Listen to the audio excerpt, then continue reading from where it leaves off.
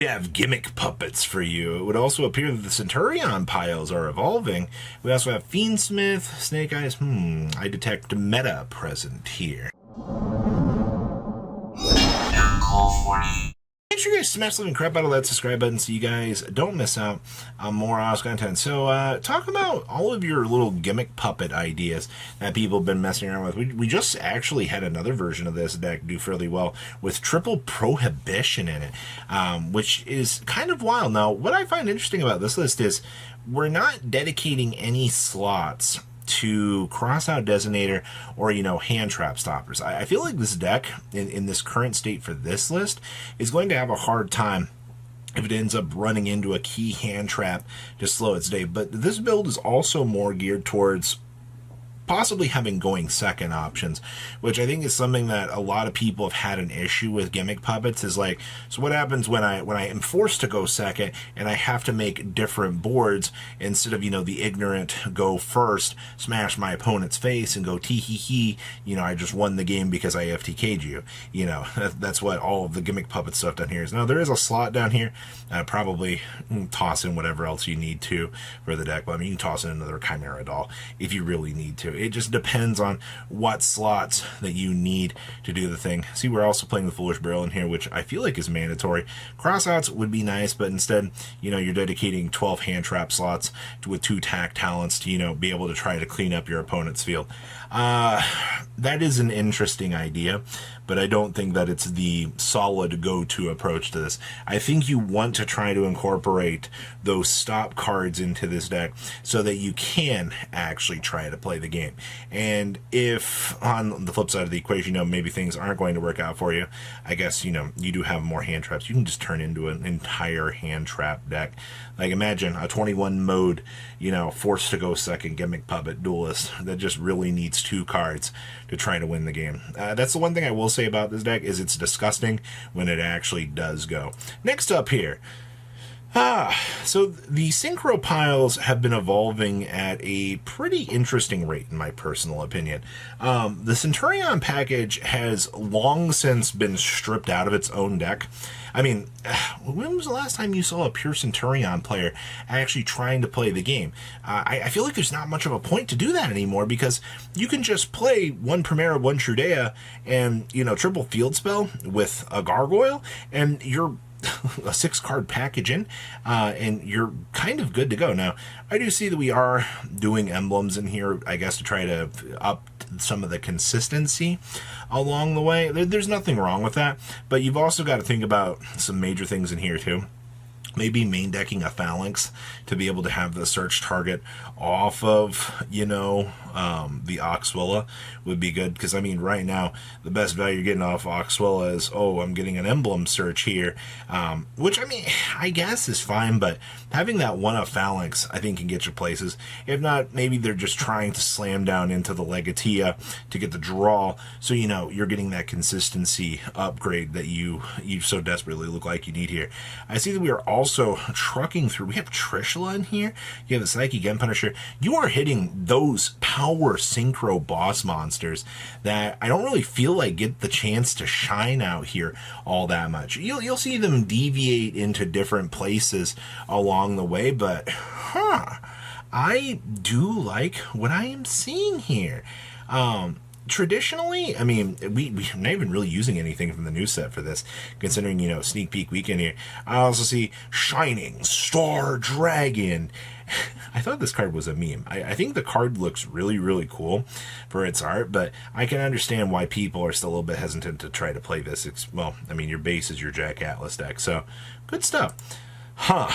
So, we have finally arrived at the purgatory that is known as the full Fiendsmith combo. Now, this Yubel deck is pretty chonky.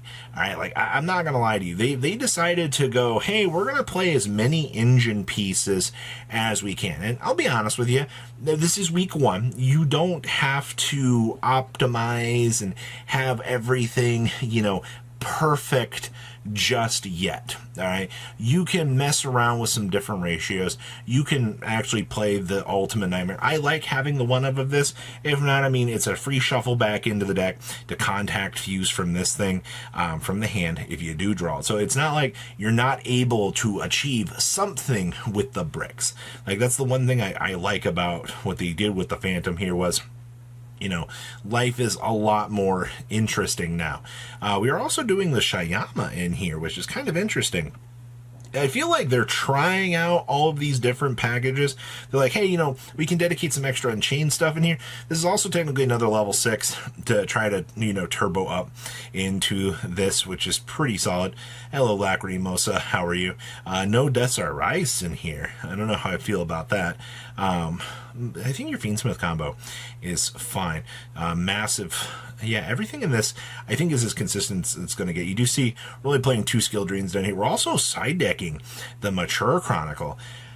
I feel like Mature Chronicle in the current build isn't really worth it because you have so many different consistency options. You know what I mean?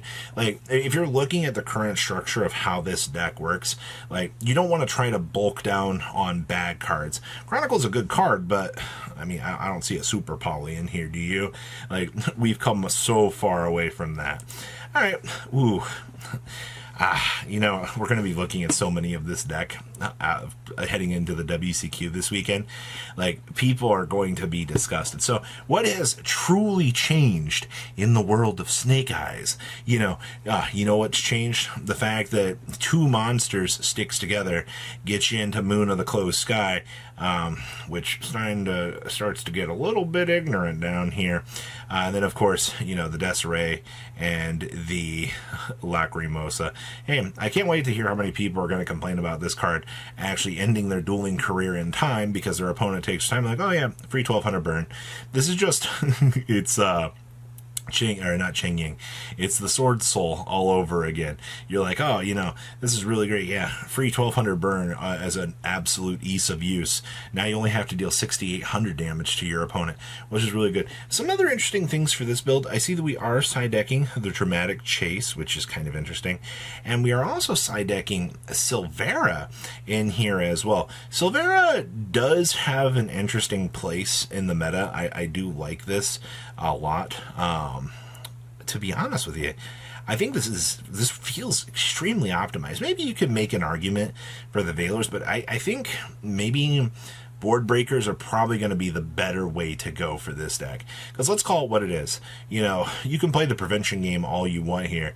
Veiler is just going to be a mild inconvenience at your opponent, and then at that point you're like, oh, well, you know, it just kind of happens. Also, no skill drains in this variant, but you do see the one singular copy of the Black Goat Laughs. Yeah, I can't wait to watch that get milled off of Beatrice, and how many people are just going to be like, huh, what in the world are we supposed to do about that? Well, the answer is absolutely nothing.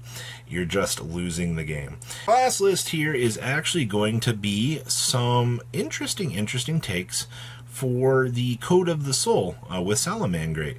I will say the current state of Salad has not been the greatest in the world, but people have really been starting to relook at this deck again, just because, you know, the Pyro Phoenix or Raging Phoenix down here has gotten so much cheaper. The fact that you can acquire these now for like $30 is kind of getting people to relook at Salad and go, hey, you know, we can re-afford these cards. You know, I had my old deck from 2019. We're good to go. The only other mildly inconveniencing piece here is going to be the Salamangreat of Fire. You can't really do much about this.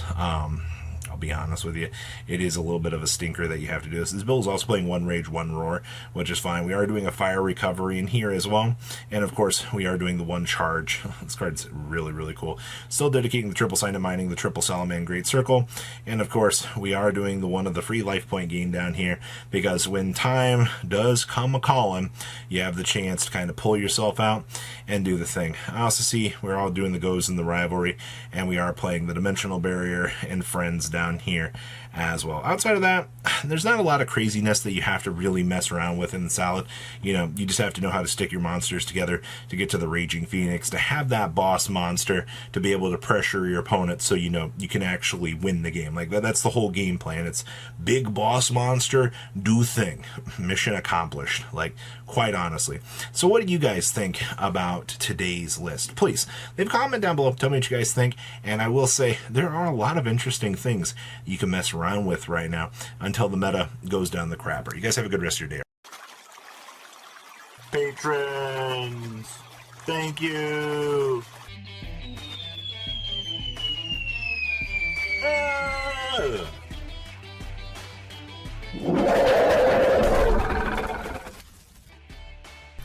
Thank you so much for watching. Check out these other videos.